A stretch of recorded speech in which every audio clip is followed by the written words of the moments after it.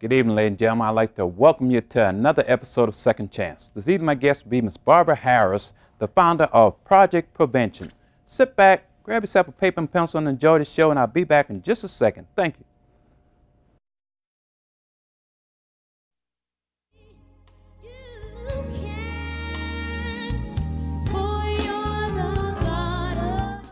Good evening, ladies and gentlemen. I'd like to welcome you to another episode of Second Chance. This evening, my guest will be Ms. Barbara Harris, the founder of Project Prevention. How you doing, Ms. Harris? I'm fine. Tell the audience a little bit about yourself and your organization, Project Prevention. In 1989, my husband and I became foster parents. We were living in California at the time, and the first baby that was placed with us was an 8-month-old baby girl who had been in a foster home since birth, and they were giving her up because they didn't want her anymore. So upon taking her into our house, we learned that she was the 5th baby born to a drug addict that lived in Los Angeles. And we took Destiny home, and 4 months later we got a phone call saying the mother had given birth to her 6th baby, a baby boy, and did we want him? So we brought Isaiah home because we wanted the two of them to be able to be together because their 4 older sisters were in different homes. And the next year we got a phone call saying the mother had had her 7th baby, a baby girl, so did we want her? And we brought Taylor home because at that point it was family to me and I wasn't going to turn anybody away. And the next year she had her 8th baby and we brought him home as well. And we ended up adopting all 4 of them. But during that process, as I was bringing them home from the hospital at birth, I watched how they withdrew from drugs, and it made me very angry because I didn't believe that anybody had a right to do this to a child, impose their drug habit on another human being. So I actually tried to get legislation passed in California that would have made it mandatory that if a woman gave birth to a baby with fetal alcohol syndrome or that tested positive for drugs, that she would have to use long-term birth control. And when that bill didn't pass, I basically was left with 2 choices. One was to do nothing, and doing nothing wasn't an option for me after watching how my children suffered. So I came up with the idea to pay drug addicts money to use long-term birth control to make them be responsible so that they wouldn't conceive children that they weren't able to care for. How long has your program been in existence? We've been around 12 years now, and we've been in North Carolina for 7 years, and we just recently went to the UK. We're in the UK as well. Okay, you're targeting just like crack addiction, or is there any type of addiction that you're... We actually pay women and men who are on any type of drugs, legal, illegal, and alcohol. How does the process go as far as someone wanting to be in your program?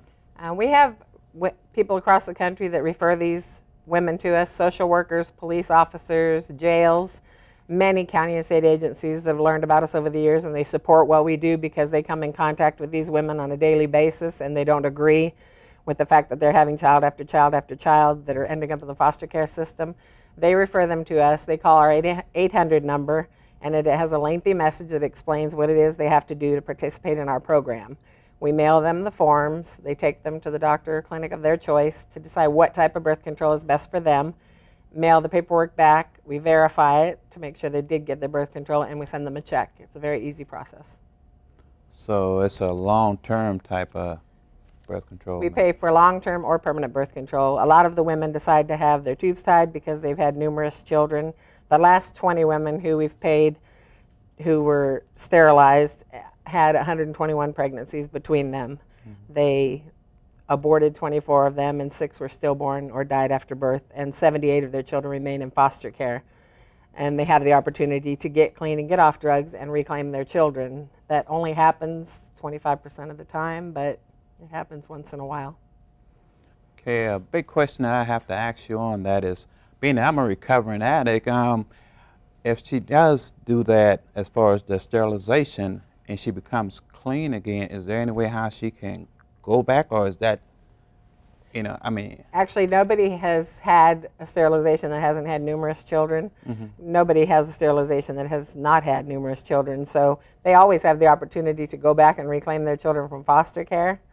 And some people say, well, what if in 5 years she gets clean and gets off drugs and she can't have any more children? Correct. Well, to me, which is a bigger regret, the fact that she went 5 years and had 5 more babies whose lives might have been destroyed, and then she got clean, or the fact that she wasn't able to have any more children. To me, it's about the children. So if she has the regret that she can't have any more children, to me, that's lesser of a regret than the fact that she has numerous children who are in foster care or might have physical problems, emotional problems. It just depends on where your heart is, and my heart goes to the children. Correct. That's a good program. As far as the individual, okay, being that they're in addiction, they're not in the right thinking state of mind. Do you contact like a relative or someone of that nature to probably, you know, get some type of advice? I mean, you know what I'm saying? Because if you contacting an addict and you're offering them $300, they may say yes, but then again, they're not maybe in the right frame of mind. Some people say you can't trust them with this decision, but to me, that's just a common sense reply. If you can't trust them to make this decision, how can you trust them with the child? The decision that they make is between them and the doctor, what type of birth control they can get, what type they're able to get. We have nothing to do with that decision. Okay, I know your program is located all over the country. How many states are you located in? We've paid women in every state, and we just recently went to the UK. So now we're a global organization. What do you see as the success rate of someone coming back, you know, after getting sterilized and stuff like that? Well, we're successful every time we write a check, because if we can prevent one child from suffering for $300, to me that's a huge success. Right. Because some of these children are born and spend months and months and months in NICU in the hospital, and it costs millions of dollars just to keep them alive. So to me, it makes much more sense, especially financially, to stop them from being conceived on this end rather than paying millions on this end to try to keep them alive. So to me, we are a success every time we write a check. Okay, I know some people in the community might say that you're targeting a certain ethnic group. What would you say about that? I've been accused of being a racist and targeting African American people. But to me, for somebody to hear about what we do and assume that only black women are going to be calling us, that's racist in itself, because they're assuming all drug addicts are black, and that's not the case. We've paid a lot more white women than we have black women. Drugs don't discriminate. Everybody does drugs. Are you saying that all drugs exposed children are permanently damaged or likely to die? No, there's a lot of children who are fortunate enough to overcome the prenatal neglect and go on to be emotionally and physically okay. But then you add into that mix the fact that they end up in foster care, moving from home to home. A lot of these children have over 20 homes by the time they reach 18. At age 18, 50% of foster children become homeless. The cycle just repeats itself. So even those that are fortunate enough to overcome the prenatal neglect and exposure to drugs, if they end up in foster care, they have a whole new set of problems. Why don't you spend your money on drug treatment program?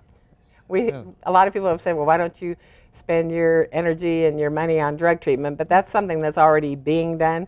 We spend billions of dollars every year in this country on drug treatment, but unless every addict gets in drug treatment, gets clean, gets out, and never uses again, that doesn't solve the problem that we're dealing with.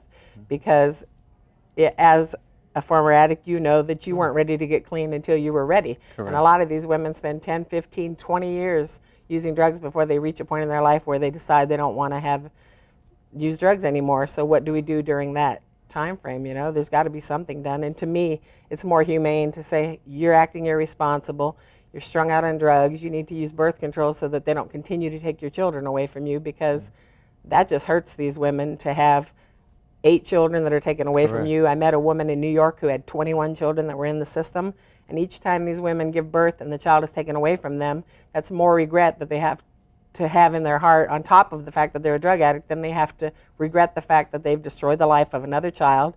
Typically it sends them deeper into their addiction to try to numb the feelings. I see a lot of passion that you have inside your program and stuff like that. Where does the passion come from?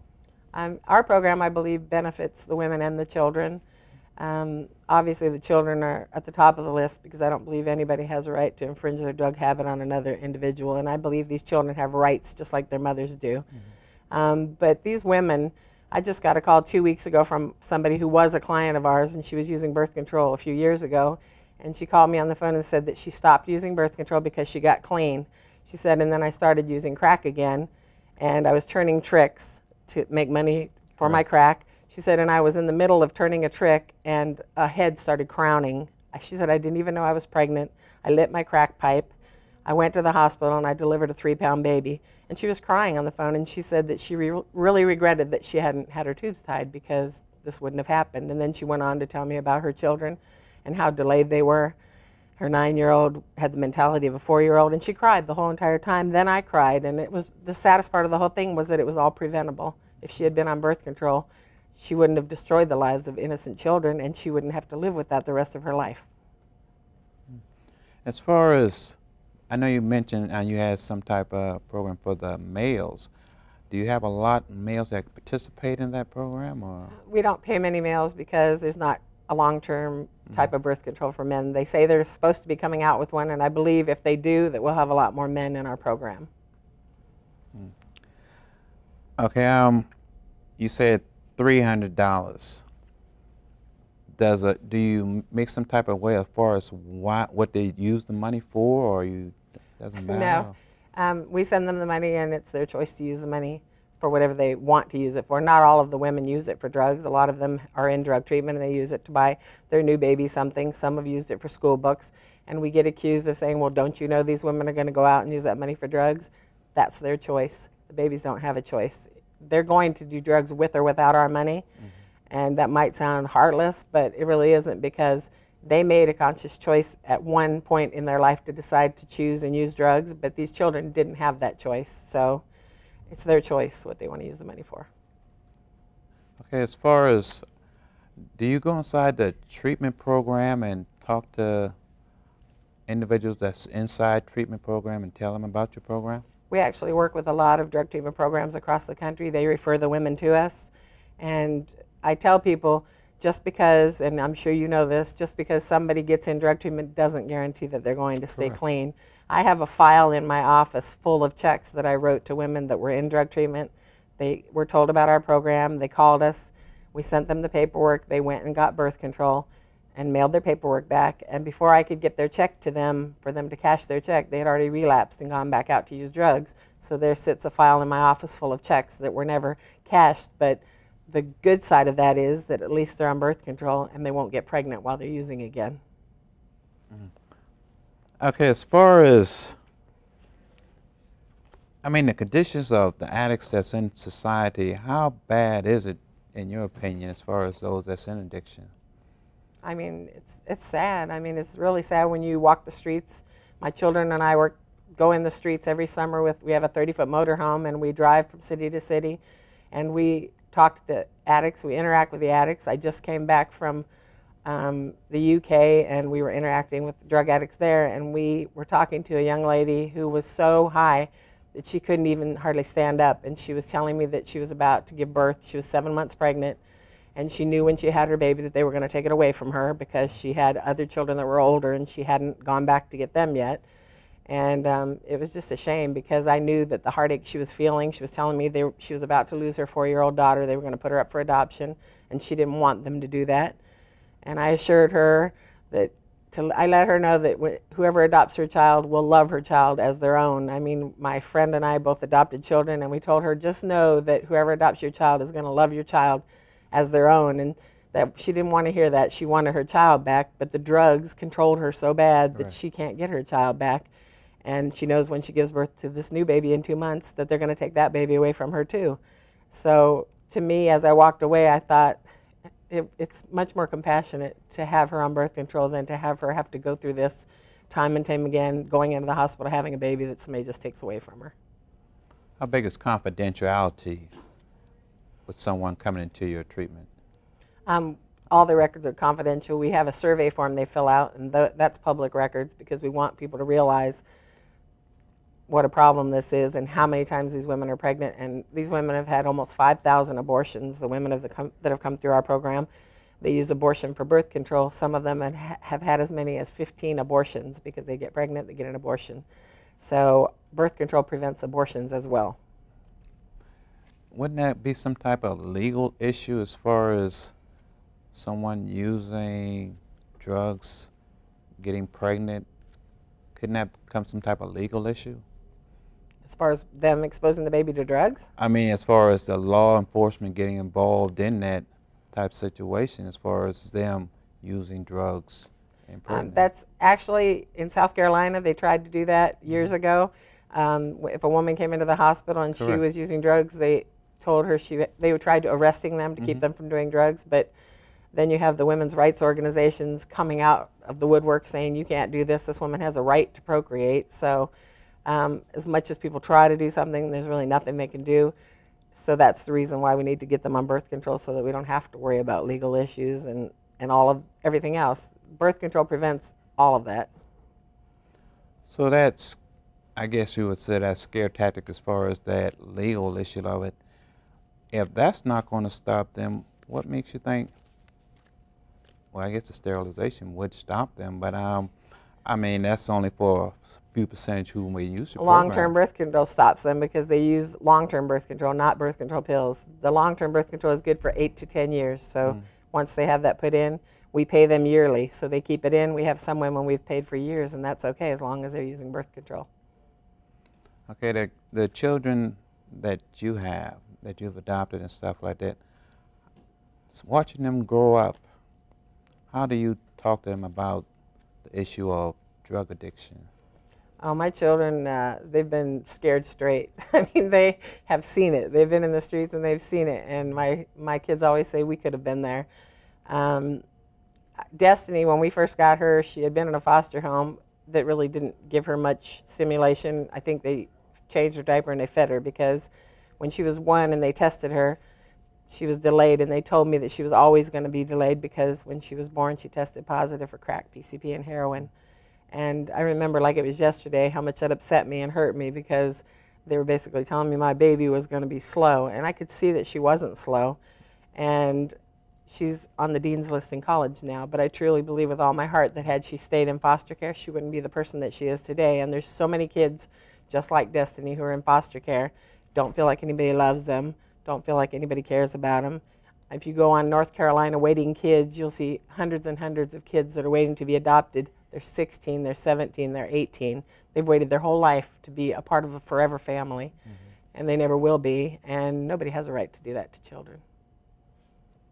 The love that you have for your children, that they're showing and stuff, how about their parents, their mother? Do you talk to them about her?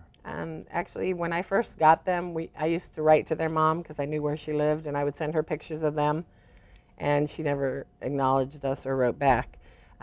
Their grandfather, the mother's father, has a daughter that's a year older than Destiny. They could meet their mother if they wanted to. I've asked them if they want to meet her. First of all, they get mad if I call her their mother. They're probably upset right now hearing me say that. They said she's not our mother, she's an egg donor. They just don't have any desire to meet her. I don't know whether that'll change when they get older or not, but they said she's not their mother, I am. And that's good. How does that make you feel? I mean, it makes me feel good because I forget that I didn't give birth to them. When we were on our way over here just now in the car, we were talking about Destiny. She's going to have a baby, and I was telling her the father of the baby is short, but I was telling her that's okay, Destiny, because your baby still has a chance to be tall, because my father was tall and Daddy's father was tall. Right. And I didn't even realize what I was saying, and Isaiah said, Mom. And then I stopped and I realized that my parents had nothing to do with whether, but I do that all the time. I forget that I didn't give birth to them. So it's the same love. I love them just like our 6 older sons. There's no difference. Same love. Oh, you got 6 older. Oh, okay. How do you, I mean, that's a lot. It's not a lot now because they're grown. They're 28 to 40, our older sons. They're grown. So we just have these 4. So. And, I know, well, as far as in my situation, my boy's mother, she's still in addiction, and I can see the pain that they have watching, what I'm saying, her still out there. And every day I pray that she gets her life back together, but it's really dependent on her, and I'm so glad my kids were never exposed to that, because I know so many foster parents who had foster children who had to go on weekly visits to go see their birth parents, and 90% of the time they would go for the visit and the parent wouldn't show up. And that's just added heartache on top of the fact that they're already in foster care and they already are separated from their parents. Then they make them go through this for years, trying to reunite them with their parents, and it typically doesn't happen. So then by the time they decide to release them for adoption, they're so old nobody wants them. So it's like these kids are just born with the cards stacked against them, and it just breaks my heart. So the children that's in the foster care, are they given the opportunity that you feel they should be given? I think more people should be involved in the foster system. I think more people should adopt. Go to North Carolina waiting kids, and there's plenty. I hate it when I hear somebody say they can't have kids. That's really not true. Everybody can have a child. And there's children that are waiting for a forever family, and they don't deserve to grow up, turn 18, and be put out in the streets because nobody was willing to open their home up and take them in. Do you go in the community and talk to the different programs? You know, as far as your program and how the pros and cons, because I know a lot of people may not have positive input pertaining to your program. Well, to me, if somebody disapproves of what I'm doing and they believe these women should continue to have children, then they need to step up and adopt a few, because unless you're willing to step up and adopt a few of these children that you believe should continue to be born, your opinion means nothing to me. Where do you see yourself at a year from now, as far as your program? We've heard from so many countries that I just really don't know. I'm amazed. I never really thought that this program would go global, but we've heard from Ireland, we've heard from Africa, we've heard from Kuwait. I mean, we have heard from countries that I never could believe would contact us. And so I don't know what's going to happen, but it's good, whatever does happen. Where do you want it to go at? 5 years from now? I want it to be a household name. I want everybody that comes in contact with a drug addict or an alcoholic who could get pregnant to know that they should call our 800 number and get them on birth control.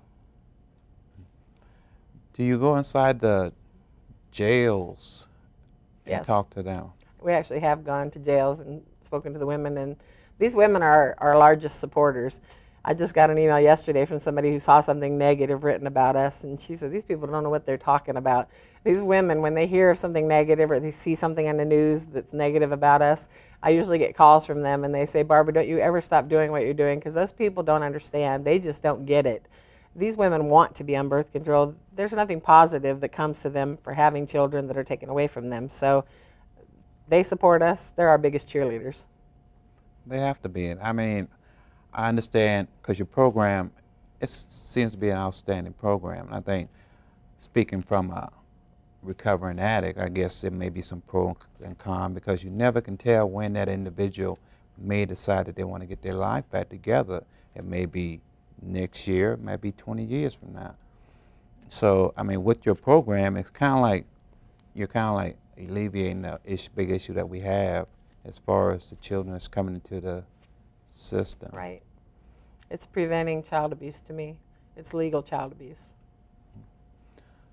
Speaking to the community, tell them about your, as far as your program, stuff like that, why they should use your program.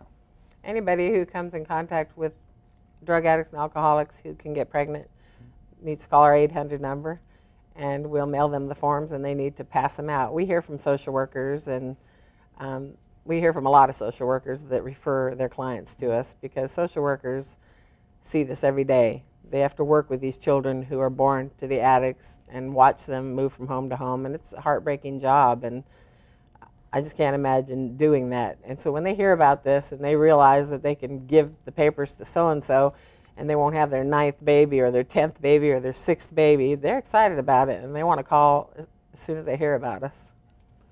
Do you accept donation? Yes. We're a 501c3. We're a nonprofit organization. All of our money comes from private individuals and private foundations. We don't get any government or state money. Okay, that's good. Okay, we're running kind of close on the time. Give us some feedback as far as your interpretation of the drug system in today's society. I mean, I think that it doesn't do any good to arrest drug addicts. I don't believe that's the solution. It's just, I don't believe you should arrest women who have children that are born addicted to drugs, because if you do that, they're going to stop showing up at the hospital.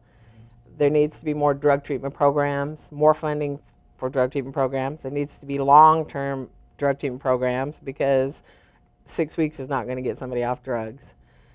But I do believe until all of that happens, which it may never happen, that at the very least we should get these women on birth control so that they don't continue to have children who are added to the foster care system who may follow in their footsteps one day. Okay, Ms. Harris, I'd like to thank you for coming on the program, and anytime you want to come back and talk to the community some more about Project Prevention, you're more than welcome to come on. Thank you. Yes, ma'am. Audience, this show is for you. I got a question to ask you. Do you think the addicts should be sterilized? You know, that's a question. You can get my email, omega_Paul_Brown@yahoo.com, and let's get some feedback from that. I just want to thank God for making all this possible. I want to thank Access 21. I want to thank the family members from Access 21 for making all this possible. Until we meet again every Thursday at 5:30, you have a good evening.